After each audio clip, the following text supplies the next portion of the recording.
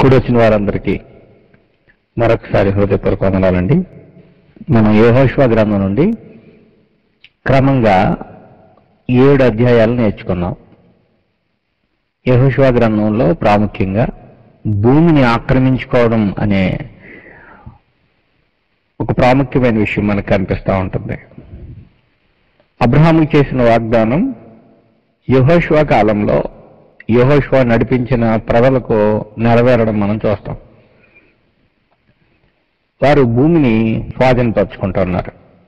ఆ క్రమంలో వారు యొర్దాను నదిని దాటడం, తర్వాత వారు యెరికోను జయించడం మనం చూసాం. యెరికోను జయించిన తర్వాత వారిలో విశ్వాసం రెట్టింపైంది. విశ్వాస విషయంలో చాలా బలంగా ఉన్నారు. అటువంటి క్రమంలో హాయి పట్టణం మీదకి యుద్ధానికి వెళ్ళినప్పుడు వారు శపితమైన దానిని ఆకాని యొక్క కుటుంబం తీసుకోవడం ద్వారా, ఆశించి తీసుకోవడం ద్వారా వారు హాయి పట్టణం మీద ఓటమి చూడడం మనం చూస్తూ ఉంటాం. వాళ్ళు ఏమన్నారు అని అంటే 7వ అధ్యాయం 3వ వచనంలో, హాయిపురమును వేగు చూచి యెహోషువ యొద్దకు తిరిగి వచ్చి జనులందరినీ వెళ్ళనీయకము, 2-3 వేల మంది వెళ్ళి హాయిని పట్టుకొని వచ్చును. జనులందరూ ప్రయాసపడి అక్కడికి వెళ్ళనేలా హాయి వారు కొద్దిగా ఉన్నారు కదా అనేది. వాళ్ళు కొద్దిగా ఉన్నారు కాబట్టి 3,000 మంది మనం సరిపోతాం అనుకున్నారు. 2-3 వేల మంది వెళ్తే సరిపోద్ది అనుకున్నారు. హాయి వారు ఏం చేశారంటే వీరిలో 36 హతం చేశారు. అంటే కాన్ఫిడెన్స్ ఎక్కువైపోయింది అనమాట అండి. అంత మాత్రమే కాకుండా వారి యొక్క విశ్వాసపు స్థాయి అభివృద్ధి చెందింది. అంత మాత్రమే కాకుండా శపితమైనది ఎప్పుడైతే వారి జాతిలో లేకపోతే ఇశ్రాయేల్ సమాజంలో ఉందో వారు హాయి పట్టణాన్ని చేజిక్కించుకోలేకపోయారు. దేవుడు వారికి అప్పగించలేదు, వారి చేతికి అప్పగించలేదు.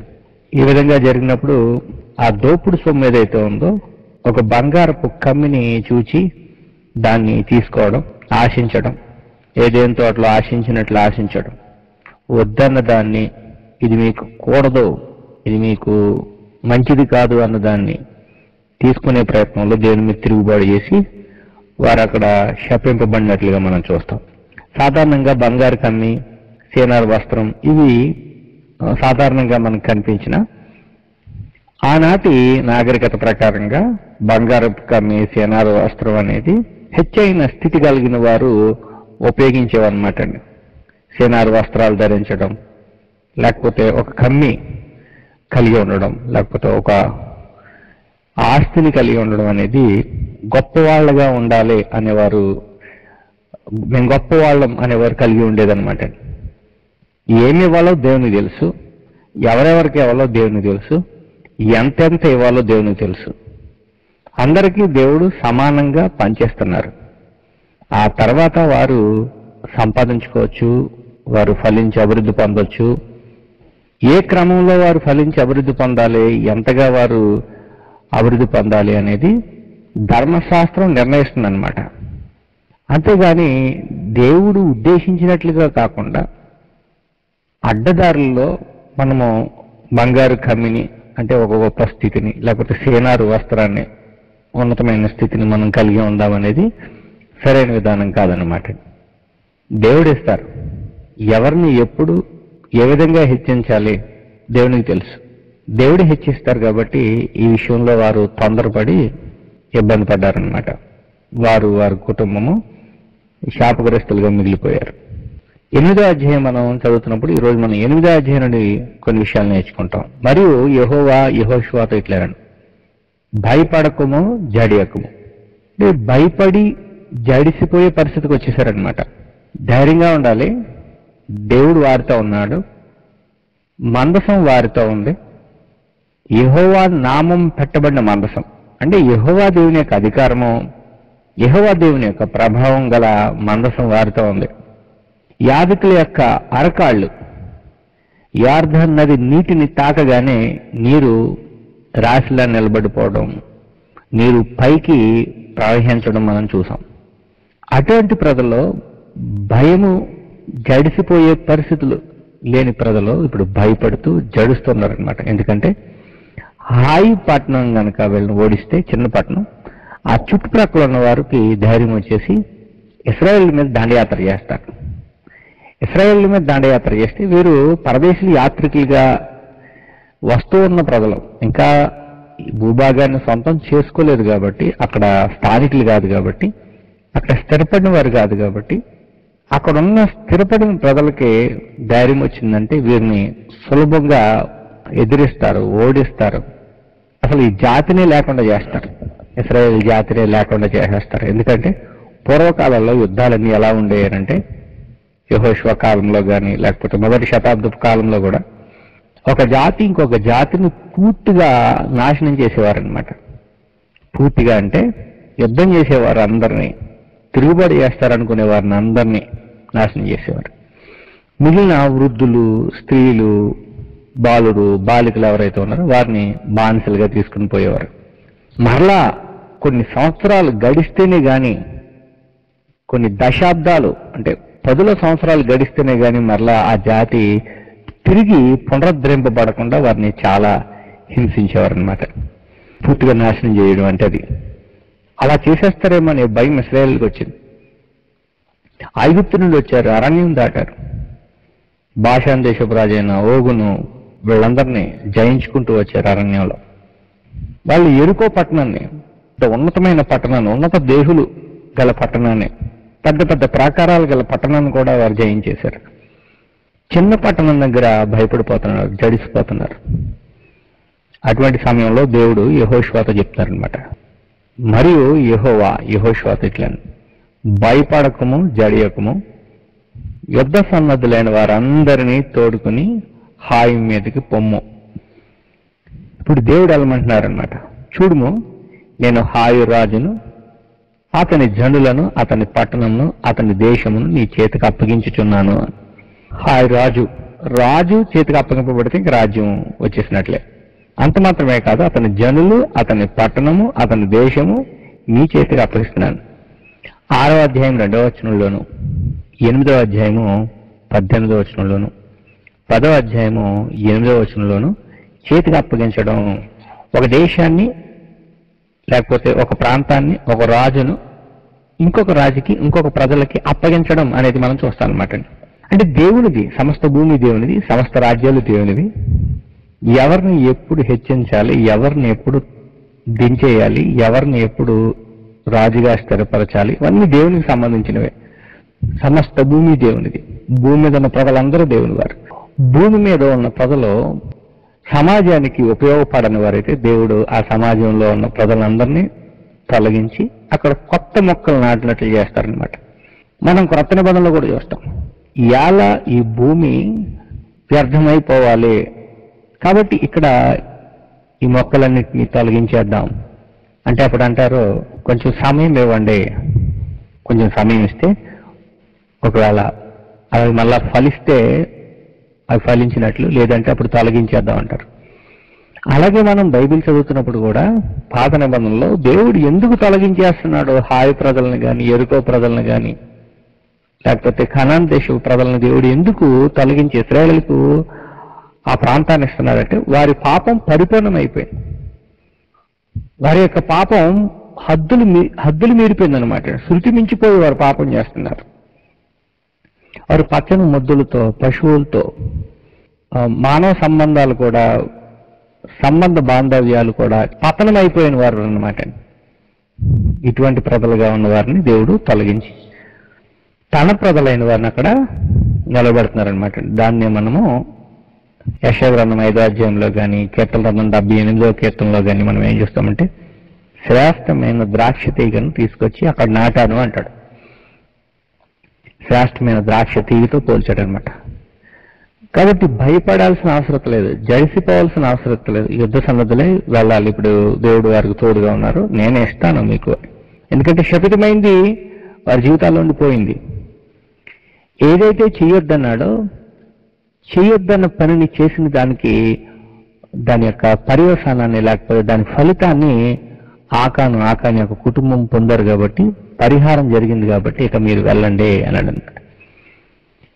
ఎరుకోకును దాని రాజుకును ఏమి చేసితనో అదే హాయికిని దాని రాజుకును చేసేదవు అన్నాడు. ఏం చేసావో ఏం చేసేదవో అదే ఇక్కడ కూడా చేస్తావు. అయితే దాన్ని సొమ్మును పశువులను మీరు కొల్లగా దోచుకుని వాళ్ళను. ఈసారి హాయి పట్టణంలో ఉన్న సొమ్మును పశువులను మీరు దోచుకోండి. సాధారణంగా పురాతన కాలంలో ఈ విధంగా జరిగేదన్నమాట. ఒక రాజ్యం మీదకి మరొక రాజ్యం, ఒక పట్టణం మీదకి మరొక పట్టణం వెళ్తున్నప్పుడు అక్కడున్న శాస్త్రమైన ఉపయోగపడే ఆహార పదార్థాలు కానీ, వస్తువులు కానీ, సామాగ్రిని కానీ మనుషులు కూడా దోచుకుంటారు అనమాట. కొల్ల సొమ్ము. మనుషులైతే దాసీలుగా ఉంటారు. వస్తువులు పదార్థాలన్నీ కూడా వీరు ఉపయోగించుకుంటారు అనమాట. కాబట్టి కొల్ల సొమ్ముగా దోచుకోవడం అనేది బలమున్నవాడు బలహీనుడిని దోచుకోవడం అనేది, లేకపోతే ఒక రాజ్యం మరొక రాజ్యం మీద పడి దోచుకోవడం, లేకపోతే ఇదంతా కూడా సర్వసాధారణమైనది అనమాట. ఆనాటి పొలిటికల్గా లేకపోతే ఆనాటి రాజరికంగా యుద్ధ నీతికి సంబంధించిందనమాట అండి. ఇది ప్రత్యేకంగా దేవుడు ఇశ్రాయేలుని దోచుకునే దొంగల్లా తయారు చేసింది ఏం కాదు. చాలా మంది రోజు దేవుడే దోచుకోమన్నాడు అంటే అది వారి యుద్ధ నీతి. వారు యుద్ధం చేసి దాన్ని సంపాదించుకుంటున్నారు, లేకపోతే తెచ్చేసుకుంటున్నారు. ఇది సాధారణంగా సర్వసాధారణంగా జరిగేదే ఇక్కడ చెప్పబడింది, అంతేగాని దేవుని యొక్క క్రూరత్వం ఏమీ ఉండదు ఇక్కడ. కాబట్టి ఈ విషయాలు మనం గుర్తుపెట్టుకోవాలి. ఎవరైనా ఒకవేళ మనల్ని ఈ మాటలు చెప్పి మోసం చేస్తే ఆ కాలంలో జరిగేదే ఇక్కడ దేవుడు చెప్తున్నాడు. ఇంతకు పూర్వం ఆశించారు, కానీ ఇప్పుడు ఏమంటున్నాడంటే దేవుడు మీరు కొల్ల సొమ్ముగా తీసుకోండి అన్నారు. 3వ వచనం నుండి మనం చదువుతున్నప్పుడు ఇక్కడ వీళ్ళు ఎలా ఉండాలి అని అంటే ఒక ఉపాయం పన్నుకుని ఉపాయం ప్రకారంగా వాళ్ళ ఒక ప్లాన్ ప్రకారంగా యుద్ధానికి వెళ్ళాలి, లేకపోతే హాయి పట్టణం మీదకి వెళ్ళాలి అని దేవుడు సెలవిస్తున్నాడు అనమాట. దాని కొరకు ఇక్కడ 2వ వచనం నుండి మనం చదువుతుంటే పట్టణపు పడమటి వైపున మాటుగాండ్ల నుంచుము. మాటు వేయాలన్నమాట పట్టణపు పడమటి వైపున. 3వ వచనం నుండి చదువుతుంటే ఈ విషయాలు మనకు వివరంగా ఉంటాయి. యెహోషువయు యోధులందరూ హాయి మీదకి పోవాలని ఉండగా యెహోషువ పరాక్రమం గల 30,000 శూరులను ఏర్పరిచి రాత్రి వేళ వారిని పంపి. ఎంతమందో గమనించండి, 30,000 మంది. ఇంత పూర్వం వేగు చూచి వచ్చిన వాళ్ళు, హాయి పట్టణాన్ని వేగు చూచి వచ్చిన వాళ్ళు 2-3 వేల మంది సరిపోతారన్నారు. వారు 36 హతం చేశారు. ఇప్పుడు దేవుడు 30,000 శూరుల్ని తీసుకుని వెళ్ళు అన్నాడు అన్న. 30,000 శూరుల్ని తీసుకుని వెళ్తున్నాడు అనమాట. ఇప్పుడు వారికి ఆజ్ఞాపించినది ఏమనగా ఈ పట్టణంకు పడమటి వైపున మీరు దాన్ని పట్టుకొని చూచుచూ పొంచి ఉండవలను. పట్టణమునకు బహుదూరమునకు వెళ్ళక మీరందరూ సిద్ధపడి ఉండుడి. నేను వారితో కూడనున్న జనులందరూ పట్టణమునకు సమీపించటము క్షమించండి. నేనును నాతో కూడనున్న జనులందరూ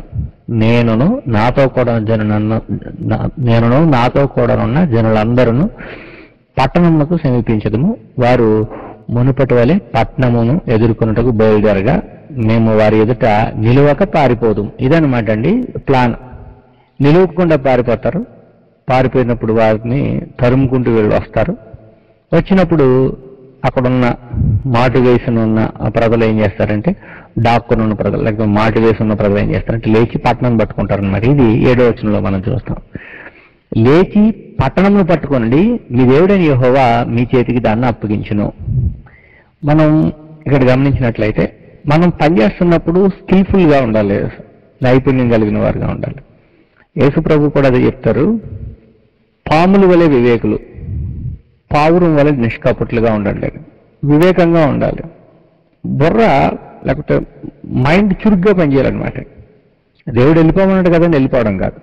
మనం ఎలా సులభంగా జయించవచ్చు అని మా నాన్నగారు చెప్తూ ఉంటారు. ఒక సందర్భంలో అరబ్ కంట్రీస్ అన్ని కూడా ఇస్రాయేల్ మీద యుద్ధానికి వెళ్ళారట. ఇప్పుడు వారి సైన్యాధ్యక్షుడు ఏం చేశాడటంటే యుద్ధానికి వెళ్తున్నప్పుడు యుద్ధ విమానాలన్నీ ఒకే లైన్లో వెళ్ళేటట్లుగా ప్లాన్ చేశాడంటే. దూరం నుంచి చూస్తే ఒకే యుద్ధ విమానం వస్తున్నట్లుగా ఉంది, కానీ దగ్గరికి వచ్చిన తర్వాత ఒక్కసారిగా అన్నీ విడిపోయి విస్తరించి ఏం చేశాయంటే మొత్తం ఆ అరబ్ కంట్రీస్ 6 దేశాలని కూడా 6 రోజుల్లో అంతమొందించాయి. వస్తున్నప్పుడు ఒక్కటే వస్తుందని నిర్లక్ష్యంగా ఉన్నారు. దీన్ని పేల్చేద్దాం లేకపోతే దీన్ని ఎదుర్కొందాం అనుకున్నారు. అంటే ఇశ్రాయేల్ దేశాన్ని నేను ఎందుకు ఉదాహరణ చేస్తున్నానంటే అది చరిత్రలో నిజంగా జరిగింది. తర్వాత దాని గురించిన వివరాలు మనకి హిస్టరీలో గూగుల్లో కూడా దొరుకుతాయి. అలాగే ప్లాన్ అనమాట అండి. దావీదు గొలియాతుని జయించడానికి లేకపోతే దావీదు గొలియాతు మీద యుద్ధానికి వచ్చినప్పుడు నేను ఎలా సులభంగా కొట్టగలను, నాకున్న నైపుణ్యం ఏంటి, నేను ఎక్కడ కొడితే అతను చనిపోతాడు, ఇది అతను వ్యూహం అన్నమాట. వ్యూహం ఉండాలి.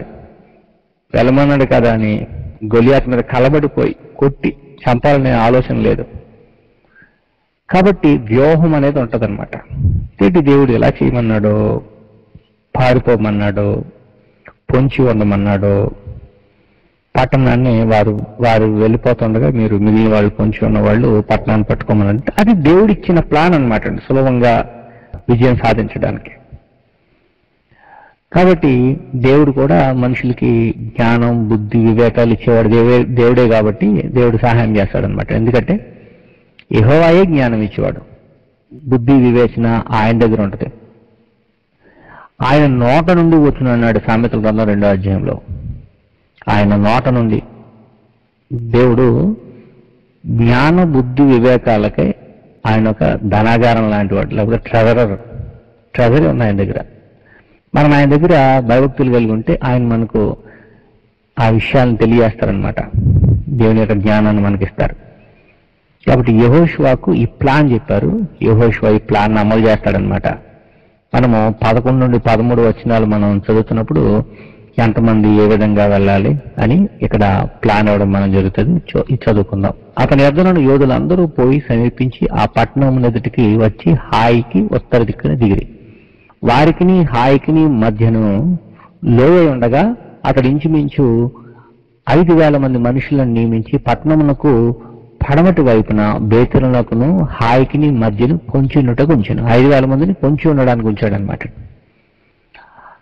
యెహోషువ వారితోనే ఉన్నాడు అనమాట అండి. అంటే నాయకుడు ఎలా ఉండాలని అంటే సమస్య వచ్చినప్పుడు ప్రజలతో ఉండాలన్నమాట అండి. ప్రశ్న వచ్చినప్పుడు నాయకుడు నిలబడాలండి. అనుమానం వచ్చినప్పుడు, సందేహం వచ్చినప్పుడు నాయకుడు అనుమానాలని, సందేహాలని తీర్చాలండి. అలాగే యుద్ధం వస్తే యుద్ధంలో ప్రజలతో పాటు ఉండాలండి. యెహోషువ ఈ విషయంలో ఏ విధంగా ఉంటాడు. మోషే కూడా అంతే, తన ప్రజలతోనే ఉంటాడు, తన ప్రజల మధ్య ఉంటాడు. నాయకుని యొక్క లక్షణం అనమాట అండి. సమస్యల్లో అవసరం వచ్చినప్పుడు నాయకుడు ప్రజలతో ఉండాలన్నమాట అండి. గృహ యజమాని అయినా, సంఘాన్ని నడిపించే నాయకుడైనా, ఎవరైనా సరే ప్రజల మధ్య ఉన్నారు, ప్రజలతో ఉండాలన్నమాట. ఇది యెహోషువలో మనం చూస్తాం. 14 నుండి 17 వచనాల మధ్య మనం చూస్తే దీన్ని ఏ విధంగా అమలు పరిచారు అనేది మనం చూస్తాం అనమాట. హాయి రాజధాని చూసినప్పుడు అతని జనులందరూ పట్టణస్థులందరూ త్వరపడి పండుగలో లేచి మైదానం ఎదుట ఇశ్రాయేలును ఎదుర్కొని తాము అంతకుముందు నిర్ణయించుకున్న స్థలమును యుద్ధం చేయడానికి బయలుదేరారు. ఒక స్థలం నిర్ణయించుకుంటారనమాట యుద్ధం చేయడానికి. ఆ స్థలానికి బయలుదేరారు. తను పట్టుకున్నట్టుకు పొంచి ఉన్న వారు పట్టణంకు పడమటి వైపున ఉండిన సంగతి అతడు తెలుసుకోలేదు. పడమటి వైపున పొంచి ఉండేటట్లుగా, మాటు వేసినట్లుగా అతనికి తెలియలేదు. యెహోషువను అతని ప్రజల్ని తరుముటూ వెళ్ళిపోయాడండి. 16వ వచనం, ఆతురముగా తరుముటకై హాయిలోనున్న జనులందరూ కూడుకొని యెహోషువను తరుముచు పట్టణమునకు దూరంగా పోయి ఇశ్రాయేలీయులను తరుముటకు పోని వాడు ఒక్కడును హాయిలో గాని బేతెల్లో గాని ఉండలేదు, మిగిలి ఉండలేదు. అందరూ వెళ్ళిపోయారనమాట. వారు గవిని వేయక ఏం చేయాలంటే తలుపులు వేయలేదన్నమాట, గేట్లు వేయలేదు. గవిని వేయక పట్టణంని విడిచి, మనం క్రొత్త నిబంధనలో కూడా చూస్తాం, పట్టణాన్ని కాపాడుకోవాలి, గవిని తలుపులు వేసేసుకోవాలి. వీళ్ళు అంత అజ్ఞానంగా ఉన్నారంటే మనం ఇంతకు ముందు వాళ్ళని 36 మందిని హతం చేశాం కదా, ఇప్పుడు కూడా హతం చేసేయచ్చు. మనకి ఎలా సులువు ఇదంతా. ఇంతకు ముందే వాళ్ళతో మనం సులభంగా వారిని జయించేసాం అనుకున్నారనమాట. కానీ ఇప్పుడు దేవుని సలహా మేరకు, దేవుని యొక్క ఆజ్ఞ మేరకు వారు హాయిని పట్టుకోవడానికి వస్తున్నారనే ఆలోచనలో లేరు వాడు. కాబట్టి గవిని వేయక పట్టణమును విడిచి ఇశ్రాయేలు అందరూ తాగడానికి వెళ్ళిపోయారనమాట. వెళ్తే అప్పుడు వీళ్ళు సులభంగా దాన్ని పట్టుకునే ప్రయత్నం 18 నుండి మనం చూస్తుంటే యెహోషువ ఏం చేశాడంటే, యెహోషువతో ఇట్లనను, నీవు చేత పట్టుకున్న ఈటెను హాయి వైపుగా చూపుము, పట్టణమును నీ చేతికి అప్పగింతును. అంతటా యెహోషువ తన చేతనున్న ఈటెను ఆ పట్టణం వైపు చాపెను. చేయి చాపగా పొంచున్న వారు మాటలో నుండి త్వరగా లేచి చొచ్చి దాన్ని పట్టుకుని అప్పుడే తగలబెట్టారు. పొగను చూశారు. పొగను చూడగానే వారందరికీ భయమైంది. వీళ్ళప్పుడు భయపడడం మొదలెట్టారు. కాబట్టి వారందరినీ తరిమి పట్టుకుని వారందరినీ హతం చేశారు. ఆ తర్వాత అక్కడ ఉన్న వాటన్నిటిని కూడా సొంతం చేసుకున్నారనమాట. ఈ విధంగా హాయి పట్టణం మీద ఇశ్రాయేలు ప్రజలు విజయం సాధించడం మనం చూస్తాం. 29వ వచనం మనం చదువుతున్నప్పుడు, యెహోషువ హాయి రాజును సాయంకాలం వరకు మ్రాను మీద వేలాడదీసెను. ప్రొద్దు గుంకుచున్నప్పుడు సెలవేగా జనులు వాని శవమును మ్రాను మీద నుండి దించి ఆ పొల ద్వారం ఎదుట దాన్ని పడవేసి దాని మీద పెద్ద రాళ్ల కుప్ప వేసిరి. రాళ్ల కుప్ప ఎందుకంటే గుర్తుగా అన్నమాట, చిహ్నం వరకు ఇక్కడ ఈ విధంగా జరుగుతుంది అనమాట. అది నేటి వరకు ఉన్నది. అప్పుడు వారు 30వ వచనం నుండి మనం చదువుతున్నప్పుడు, మోషే ధర్మశాస్త్ర గ్రంథంలో రాయబడిన ప్రకారం, అంటే వీళ్ళు ఏం చేసినా మోషే ధర్మశాస్త్ర గ్రంథం ప్రకారంగా చేయాలన్నమాట. యెహోవా సేవకుడైన మోషే ఇశ్రాయేలుకు ఆజ్ఞాపించినట్లు యెహోషువ ఇశ్రాయేలు దేవుడైన యెహోవా నామమున బలిపీఠమును ఇనుప పనిముట్లు తగిలింపని కారు రాళ్లతో ఏబాలు కొండ మీద కట్టించెను. ఒక బలిపీఠాన్ని కట్టించారు. వారు దాని మీద వారు యెహోవాకు దహన బలులను సమాధాన బలులను అర్పించిన తర్వాత ధర్మశాస్త్ర గ్రంథమును ఒక ప్రతిని వాళ్ళు తీసుకున్నారు. 32వ వచనంలో అక్కడ రాళ్ల మీద రాయించారనమాట. రాళ్ల మీద ధర్మశాస్త్రంలో ఉన్న కొన్ని విషయాల్ని, ఆజ్ఞలను రాయించడం జరిగింది. ఈ విధంగా వాళ్ళు విజయం సాధించిన తర్వాత మోషే రాసి ఇచ్చిన ధర్మశాస్త్ర గ్రంథాన్ని అక్కడ రాయించడం, అక్కడ ఒక చిహ్నంగా ఒక గుర్తుగా ఉంచడం మనం చూస్తాం అనమాట. ఆ రాజును ఓడించిన దానికి గుర్తుగా అందరూ చూసేటట్లుగా మాను మీద వేలాడదీసిన వారిని పడవేసి మరలా అక్కడ రాళ్ల కుప్పగా వేయడం, ఇదంతా వారు సాధించిన విజయం. ఆ తర్వాత వాళ్ళు 34వ వచనం మనం చదువుతున్నప్పుడు, ధర్మశాస్త్రం గ్రంథంలో రాయబడిన వాటన్నిటిని బట్టి ఆ ధర్మశాస్త్ర వాక్యములన్నిటినీ అనగా దీవెన వచనమును శాపవచనమును చదివి వినిపించడం. స్త్రీలను పిల్లలను వారి మధ్య నుండి పరదేశులను వినిచుండగా యెహోషువ సర్వ సమాజమును ఎదుట మోషే ఆజ్ఞాపించిన వాటన్నిటిలో చదవక విడిచిన మాట ఒక్కటి లేదు. ఒక్క మాట కూడా విడిచిపెట్టకుండా అన్ని మాటలు చదివి వినిపించాడు అనమాట. కాబట్టి ఎంతసేపు యెహోషువ వారి ఎదుట ఈ గ్రంథాన్ని చదివి వినిపించాడో ఒకసారి గుర్తుపెట్టుకోండి. మోషే రాసి ఇచ్చిన ఒక 5 పుస్తకాలు రాసి ఇచ్చిన పుస్తకాలన్నీ చదివి ఉండొచ్చు, లేకపోతే కొన్ని ప్రాముఖ్యమైన విషయాలు చదివి ఉండొచ్చు అనమాట. అంటే ఆజ్ఞలకు సంబంధించిన విషయాలు చదివి వినిపించి ఉండొచ్చు. ఏమైతేనో చాలాసేపు ఈ విషయాలు వినిపించాడు అనమాట. అంటే విజయానికి మూల కారణం ఏంటంటే దేవుడి ధర్మశాస్త్ర ప్రకారంగా జరిగించడం. మనం విజయం సాధించామంటే ఇది దీవెన. ఇంత పూర్వం విజయం సాధించలేకపోయామనంటే అది శాపము. కాబట్టి స్త్రీలు పిల్లలు వారి మధ్య నుండి పరదేశులు, గమనించండి, ఐగుప్తు నుండి వచ్చిన మిశ్రమ జనాంగము, తర్వాత రాహాబు వేశ్య యొక్క కుటుంబము పరదేశుల లెక్కలోకి వస్తారనమాట. వాళ్ళందరూ వినాలి. ఎవరైతే మిశ్రిత జనాంగం ఉన్నారో, ఎవరైతే రాహాబు వేశ్య కుటుంబం నుండి వచ్చారో వాళ్ళందరూ కూడా దీంట్లో వీళ్లతో పాటు ఏకీభవించి ఉన్నారు. కాబట్టి వాళ్ళు కూడా ధర్మశాస్త్రాన్ని పాటించాల్సిందే. ధర్మశాస్త్రం ఇశ్రాయేలుకి ఇచ్చాడు దేవుడు, కానీ అదే ధర్మశాస్త్రం వారితో పాటుగా జీవించాలనుకునే వాళ్ళందరూ కూడా పాటించాలన్నమాట. అదే వారికి శాపం, క్షమించండి, అదే వారికి దీవెన. పాటించకపోతే అదే వారికి శాపం. కాబట్టి ప్రాముఖ్యంగా హాయి పట్టణాన్ని చెదిక్కించుకున్న తర్వాత, దేవుడు వారి చేతికి అప్పగించిన తర్వాత వారు ధర్మశాస్త్ర గ్రంథాన్ని చదవడం, వాటిని వినడం, వాటికి సంబంధించిన విషయాలు అక్కడ రాళ్ల మీద రాయడం, ఇదన్నీ కూడా 32 నుండి 35 వచనాల మధ్య మనకి కనిపిస్తుంది అనమాట. ఇది వారి యొక్క ఆశీర్వాదానికి సంబంధించింది అనమాట. ఇది ఒక కొండ దగ్గర జరిగింది. ఈ విషయాలను మనం గుర్తుపెట్టుకోవాలి. 9వ అధ్యాయాన్ని కూడా మనం చదువుకుని నేర్చుకుందామండి. 8వ అధ్యాయం ఇప్పటి వరకు మనం ఏమి నేర్చుకున్నామంటే, హాయి రాజును దేవుడు వారి చేతికి అప్పగించడం. ఇంతకు పూర్వం ఏదైతే వారు వీరి మీద పై చేయి సాధించారో అందు విషయంలో వారు భయపడ్డారు, జడిశారు. యుద్ధానికి వెళ్ళడానికి కూడా భయపడ్డారు. వారిలో ఉన్న దోషం పోయింది కాబట్టి ఇప్పుడు దేవుడు వారికి విజయాన్ని అందించాడు. విజయాన్ని అందించినప్పుడు వారు పెందలకడనే లేచారు, ఉదయాన్నే లేచారు. లేచిన ప్రజలు ఏం చేశారనంటే యెహోషువ చెప్పినట్లుగా, దేవుడు యెహోషువ ఆజ్ఞాపించినట్లుగా తూచా తప్పకుండా పాటించి విజయాన్ని పొందారు. దేవుడు చెప్పిన ప్లాన్ ప్రకారంగా ఆ ప్రణాళిక ప్రకారంగా వారు నడుచుకున్నారు, విజయాన్ని సాధించారనమాట. ఆ విధంగా వారు విజయం సాధించిన తర్వాత సాధించిన విజయం వారు ఏం చేశారంటే ఆ ప్రాంతంలో ఉన్న రాళ్ల కుప్పగా వేశారు, రాజును అంతం చేసి, హాయి రాజును అంతం చేసి. అంత మాత్రమే కాకుండా ధర్మశాస్త్ర గ్రంథంలో ఉన్న కొన్ని ఆజ్ఞలు, లేకపోతే ధర్మశాస్త్ర గ్రంథంలో ఉన్న కొన్ని మాటల్ని అక్కడ రాళ్ల మీద రాశారు. తర్వాత వారందరూ చదువుకున్నారు. గెరిజీము కొండ, ఏబాలు కొండ ఎదుట వాళ్ళు ఈ ధర్మశాస్త్ర గ్రంథంలో ఉన్న దీవెనలు, శాపాలు అన్నీ వారు చదువుకున్నారు అనమాట. ఇది మనము 8వ అధ్యాయంలో చూస్తాం అనమాట. 9వ అధ్యాయం మనం చదువుతున్నప్పుడు ఇక్కడ ఒక ప్రాముఖ్యమైన విషయం మనకు అనిపిస్తుందండి. ఆ ప్రాంతంలో ఉన్న వారందరిని దేవుడు అంతం చేశారు అనుకున్నప్పటికీ ఎవరైతే పశ్చాత్తాపం పొందుతారో వారికి దేవుడు అవకాశం ఇస్తాడనమాట అండి. దేవుడు పాలితీన ప్రపంచ దేశంలోనికి వెళ్ళమన్న తర్వాత ఆ చుట్టుప్రక్కల పట్టణాల్లో యెరికో పట్టణంలో ఉన్న రహబని స్త్రీ, వారి యొక్క కుటుంబము రక్షింపబడింది. అలాగే ఇక్కడ మనం చదువుతున్నప్పుడు గాదీలు, ఇక్కడ ఒక కుటుంబం ఉంటుందండి. ఈ కుటుంబం వాళ్ళు క్షమించండి గిబియోనీలు క్షమించండి, గాదీలు అన్నాను. గిబియోను నివాసులు శరణ వేడుకుంటారనమాట అండి. కాళ్ళ బేరానికి వస్తారు. అది కూడా చాలా ప్లాన్డ్గా, మోసపూరితమైన ఆలోచనతో వస్తారు. ఏమైనప్పటికీ వీళ్ళని మనం బతకాలంటే వీళ్ళని బ్రతిమలాడుకోవాల్సిందే.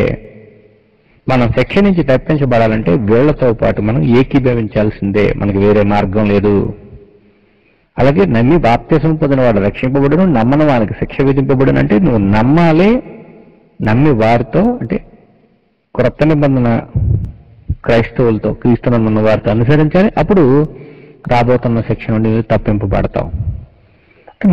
నీ గతి లేదనమాట. నీ మీద రాబోతున్న శిక్ష, నీ మీద రాబోతున్న ఉగ్రత నుండి నువ్వు తప్పించుకోవాలంటే ఖచ్చితంగా శరణ వేడుకోవాలి. ఎవరు రక్షింపబడిన స్థితిలో ఉన్నారో వారితో నువ్వు ఏకీభవించాలి. వారితో కలిసి నీ జీవితాన్ని కొనసాగించుకునేటట్లుగా నీ జీవితాన్ని మార్చుకోవాలి. నువ్వు పశ్చాత్తాపడాలి. నేను ఎలాగే ఉంటాను, నన్ను క్షమించంటే క్షమించాడు దేవుడు. ఏ విధం చేతనైనా సరే నువ్వు రక్షింపబడాలంటే నువ్వు మాత్రం నీ స్థితిని మార్చుకోవాలి. వాళ్ళు దగ్గర పట్టణస్తులే, దగ్గరగా ఉన్న వాళ్ళే హాయి పట్టణానికి. కానీ వారు రక్షింపబడాలంటే మాత్రం మేము చాలా దూరపు ప్రజలం, మీతో నిబంధన చేసుకుంటాం, మీరంటే మాకు భయం, మీతో యుద్ధం చేయలేం, మీ దేవుడు గొప్ప దేవుడు కాబట్టి మీతో పాటే ఉంటామని ఈ గిబియోనీలు కపటోపాయంతో రాయబారులు వేషం వేసుకుని వచ్చి వారు పాతగిలి మాసికలు వేయబడిన చెప్పులు, అంటే చాలా కాలం నుండి మేము మీ దగ్గరికి రావడానికి ఇలాగా నడిచి వస్తే మా కొత్త చెప్పులు అలా అయిపోయాయి.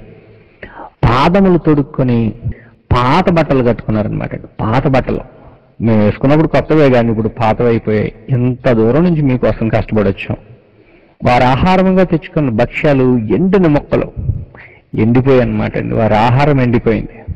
అంటే చాలా కాలం నుంచి మీ దగ్గరికి రావడానికి నాకు సమయం పట్టిందని చెప్తూ వారు తెలివిగా, లేకపోతే మన కుట్రపూరితంగా, కాపటాపాయంతో అని ఇక్కడ మన గ్రంథంలో ఉంది. ఎందుకు అంత ప్రయత్నం చేశారంటే వాళ్ళు బ్రతకాలంటే గాడిదలకు పాత గోను బట్టలు కట్టి, పాత గలిగి చినిగి కుట్టి బడి ఉన్న ద్రాక్షరసపు సిద్ధులు తీసుకుని, అంటే వారు వాటర్ బాటిల్స్ అనమాట, ఆ ద్రాక్షరసపు సిద్ధులు కానీ ఇవన్నీ కూడా పాతవన్నీ తీసుకుని వాళ్ళు ఆ విధంగా మారువేషంతో వచ్చి మాతో ఒక నిబంధన చేయడని అతనితోనూ ఇశ్రాయేలుతోనూ చెప్పగా, అంటే యెహోషువ దగ్గరికి వచ్చారు నాయకుడు కాబట్టి. దూరదేశం నుండి వచ్చిన వారమని అడిగారు. దూరదేశం నుండి వచ్చిన వారము కాబట్టి మాతో నిబంధన చేయడని అతనితో చెప్పగా, అతను మీరు ఎక్కడి నుంచి వచ్చారు, మీరెవరు అని వారిని అడిగితే బహుదూరం నుండి వచ్చాం, ఎలా అనగా ఆయన కీర్తిని ఆయన ఐగుప్తు దేశంలో చేసిన సమస్తమును యార్దానద్దరిన హెస్బోన్ రాజు అయిన సీహోను, అష్టారోతులో ఉన్న బాషాన్ రాజు అయిన ఓగును, అమోరీల ఇద్దరు రాజులను ఆయన చేసినది అంతా విన్నాం. ఈ న్యూస్ ఎక్కడెక్కడికి వెళ్ళిపోయింది అంటే సుదూర ప్రాంతాలకు వెళ్ళిపోయింది అనమాట. ఎక్కడెక్కడో నివసిస్తున్న పట్టణాలు, రహాబ్ అనే వేశ్య దగ్గరికి వచ్చింది, గిబియోనీల దగ్గరికి వచ్చింది, అలాగే ఆ చుట్టుపక్కల ఉన్న కనానీయులు వాళ్ళందరి దగ్గరికి వచ్చింది. మనకి ప్రమాదం ఉంది అనుకుంటే ఖచ్చితంగా దానికి సంబంధించి మనము స్పందించాలి. విపత్తు వస్తుంది అంటే మనం ఖచ్చితంగా స్పందించాలి. విపత్తు వస్తుంది, ప్రమాదం వస్తుందని తెలిసి కూడా స్పందించకుండా మేల్కోకుండా అలా నిద్రపోతున్న ప్రతి ఒక్కడు కూడా శిక్షకు పాత్రుడే, అర్హుడే. నువ్వేం మార్చుకోవాలి, ఏం దిద్దుకోవాలి, దిద్దుకోకపోతే జరగబోతున్న ప్రమాదంలో నీవు ఖచ్చితంగా నష్టపోతావు. కాబట్టి దేవుని యొక్క కీర్తి, దేవుని సేవకుడైన యెహోషువ యొక్క కీర్తి, వారు విజయాలు విన్నప్పుడు వీళ్ళు ఏమనుకున్నారంటే, మేము నీ దాసులము 11వ వచనం గనుక మాతో నిబంధన చేయడి. మేము దాసులం, మేము మీతో పాటుగా దాసులుగా బ్రతకడానికి కూడా మాకు ఓకే. మా ప్రాణాలు మాకు కావాలి. ఎందుకంటే ఒక పట్టణం మీదకి మరొక పట్టణం, ఒక దేశం మీదకి ఒక దేశం యుద్ధానికి వెళ్ళినప్పుడు పురాతన కాలంలో అక్కడున్న అక్కడున్న వారిని అందరినీ పూర్తిగా హతం చేసేవారు అనమాట. ప్రాముఖ్యంగా ఎవరిని హతం చేసేవారంటే, ఎవరైతే యోధులుగా, యవనులుగా, బలవంతులుగా ఉంటారో వారందరినీ హతం చేసేవారు. ముసలివారు, పిల్లలు, స్త్రీలు, ఇటువంటి బలహీనులందరినీ కూడా వారు బానిసలుగా ఉపయోగించుకునేవారు. కాబట్టి మేము మీ దాసులు గనుక మాతో నిబంధన చేయడం చెప్పి, మేము మీ దాసులు, మీరు ఏ చెప్తే చేస్తాం. అమ్మబడిన దాసులు, కొనబడిన దాసులు, లేకపోతే మేము యుద్ధంలో ఓడిపోయిన దాసులం, మీ శరణ వేడుకుంటున్నాం, మీ దేవుడే మా దేవుడు, లేకపోతే మీరు ఏం చెప్తే చేస్తాం, మేము మీ కాళ్ళ బేరానికి వచ్చాం అని బ్రతిమలాడుకున్నారనమాట. కాబట్టి వారు ఆ విధంగా బ్రతిమలాడుకున్నప్పుడు ఇశ్రాయేలీయులు యెహోవా చేత సెలవు పొందకయ్యా అన్నాడు. నా 14వ వచనంలో యెహోవా చేత సెలవు పొందకయ్యా. యెహోషువ ఏం చేయాలి అంటే దేవుని దగ్గర అడగాలండి. దేవుని దగ్గర అడగాలి, దేవా ఏం చేయాలి, ఇప్పుడు మేము మా పరిస్థితి ఏ విధంగా ఉంది, మేమేం చేయాలి, వీళ్ళు దూరం నుంచి వచ్చారా, దగ్గర నుంచి వచ్చారా, వీళ్ళ పరిస్థితి ఏంటి, అసలు వాళ్ళు మాతో నిబంధన చేసుకోవాలనుకుంటున్నారు, మా దగ్గర బానిసలుగా, దాసులుగా బ్రతకాలనుకుంటారు, మేమేం చేయాలి, వాళ్ళు ఇటువంటి పాతగిలిపోయిన చెప్పులు, బట్టలు, గట్టిపడిపోయిన ఆహారం, ఇటువంటి ఆహారం వాళ్ళ దగ్గర ఉంది, మేమేం చేయాలని దేవుని అడగాలి. అడగకుండా యెహోవా చేత సెలవు పొందకే వారి ఆహారంలో కొంత అంటే నిబంధన ఏర్పడిందనమాట. యెహోషువ ఆ వచ్చిన వారితో సమాధానపడి వారిని బ్రతకనిచ్చుటకు వారితో నిబంధన చేసిన. మరియు సమాజ ప్రధానులు వారితో ప్రమాణం చేశారు. ఇశ్రాయేలు ప్రజలు కూడా రక్తం చిందించేద్దాం, నిర్దాక్షిణ్యంగా చంపేద్దాం, సమాజ ప్రధానులు కూడా చంపేద్దామనే ఆలోచనతో వారేం కాదండి. ఎందుకంటే దేవుని ప్రజలు, వారికి కనికరం ఉంటుంది. కానీ శిక్షించాలి, ఈ పట్టణానికి దేవుడు శిక్ష విధించాడు అన్నప్పుడు మాత్రం ఖచ్చితంగా యుద్ధం చేస్తారు. కాబట్టి వారు బ్రతకనివ్వడానికి ఇష్టపడ్డారు, నిబంధన చేసుకున్నారు, ప్రమాణం చేశారు. ప్రమాణం చేసిన దాన్ని బట్టి తర్వాత 3 దినములు అయిన తర్వాత వారికి అర్థమైంది. 16వ వచనం నుండి నిబంధన చేసిన 3 దినములైన తర్వాత వారు తమకు పొరుగువారు, తమ నడువను నివసించి వారే అని తెలుసుకుంటారు. ఇశ్రాయేలీయులు సాగి 3వ నాడు వారి పట్టణములకు వచ్చింది. వారి పట్టణములు గిబియోను, కెఫీరా, బేయే, రోతు, కిర్యత్యారీము అన్నవి. సమాజ ప్రధానులు ఇశ్రాయేలు దేవుడని యెహోవాతోడని వారికి ప్రమాణం చేశారు కాబట్టి ఇంకా హతం చేయలేము. ప్రధానులకు విరోధంగా సమాజం అంతా మొదలుపెట్టారు. పెద్ద ప్రధానులుగా నిలబెట్టుకున్నాం, మీరు పెద్దలను పిలువబడుతున్నారు, కానీ చూడండి మోసపోయారు మీరు అని.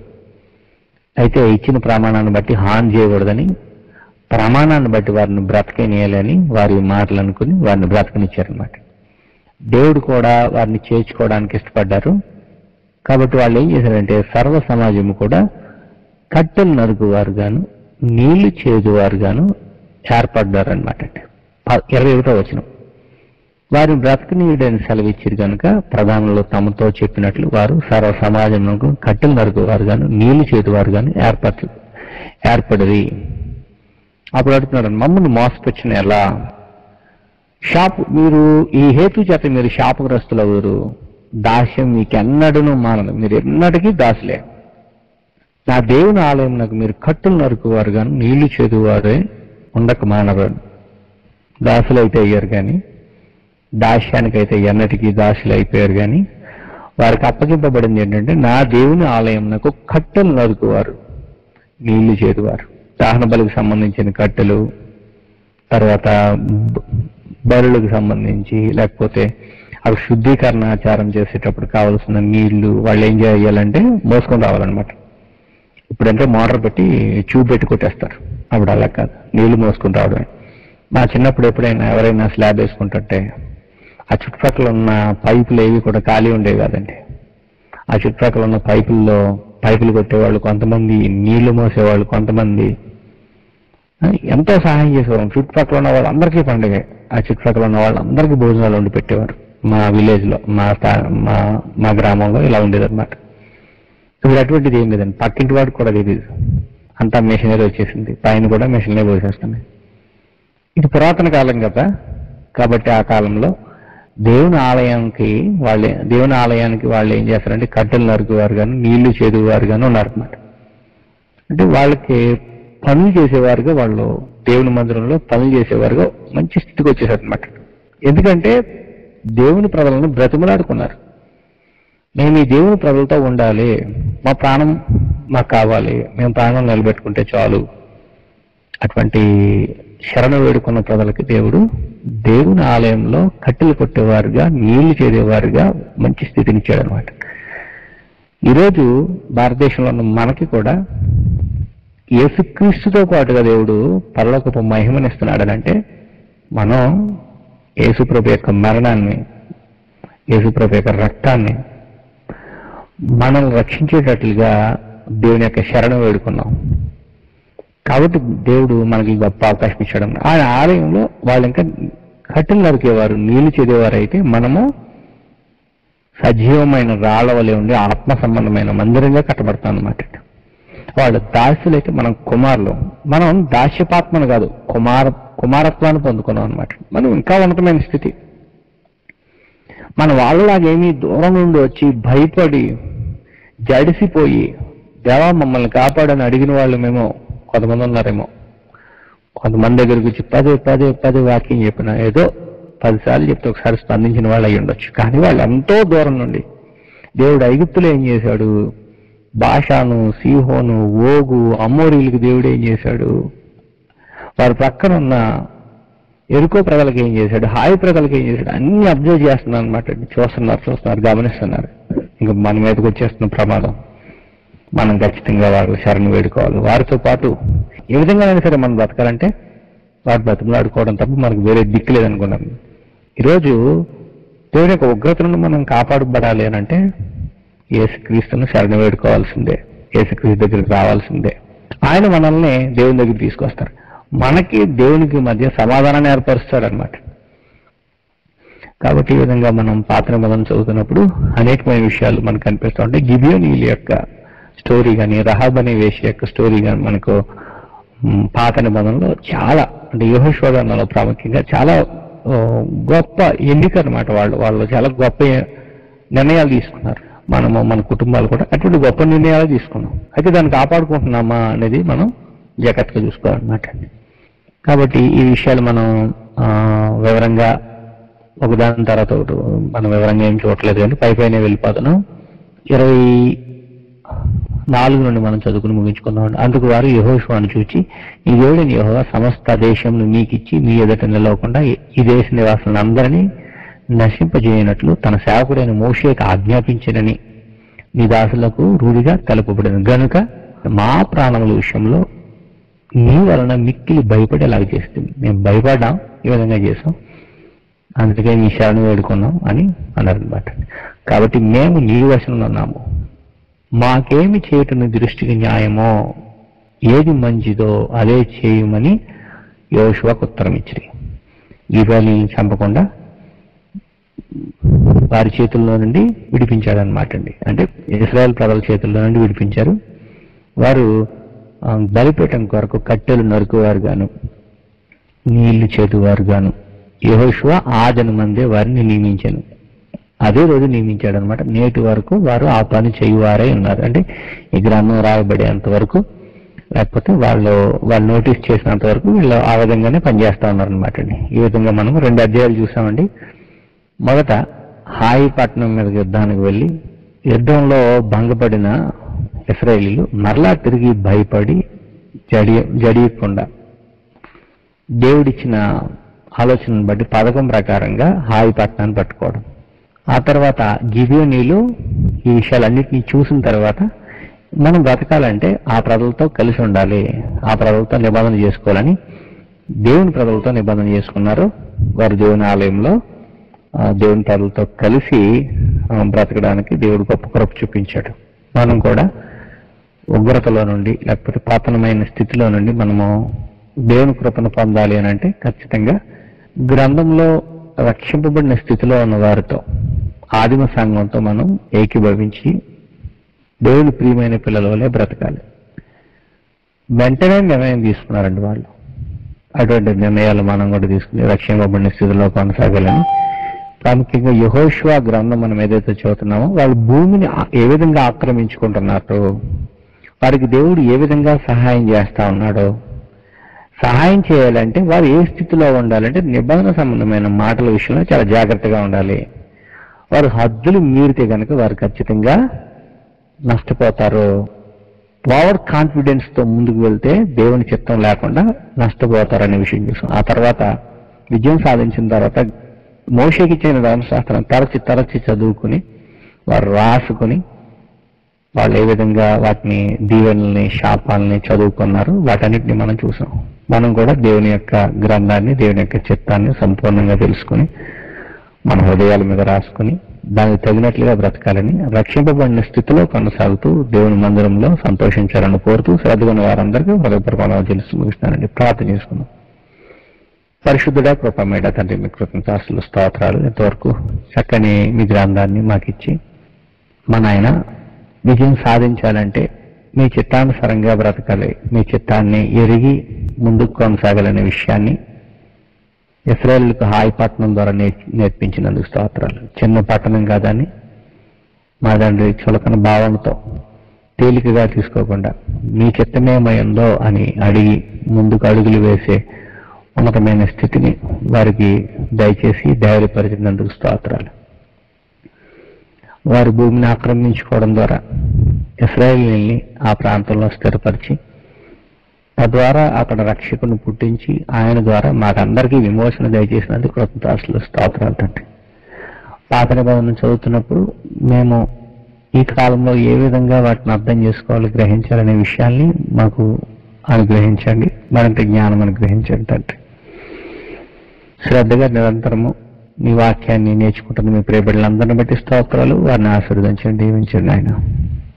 ఆత్మీయంగా కుటుంబాలన్నీ, అలాగే మీ పరిచయం చేస్తున్న సేవకులను, వారు చేస్తున్న పనిని ఆశీర్వదించండి, దీవించండి, ఫలింపు చేయండి. అనారోగ్యంతో బాధపడుతున్న వారు ఉన్నట్లయితే బలపరచండి. విపరీతమైన వేసవి వేడిమి తాపానికి గురవుతున్న మేమందరము మా తండ్రి జ్ఞానంగా ప్రవర్తించినట్లు మీ జ్ఞానం అనుగ్రహించండి.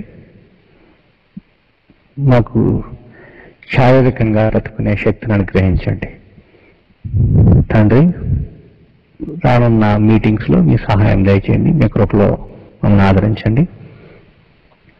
ఈ రాత్రికాలపు దీవెనలు, విశ్రాంతిని మాకు అనుగ్రహించవలసిందని ఈ ప్రార్థన మీ కుమారుడు, మా రక్షకుడైన యేసుక్రీస్తు నామమున మీకు సమర్పిస్తున్నాం తండ్రి.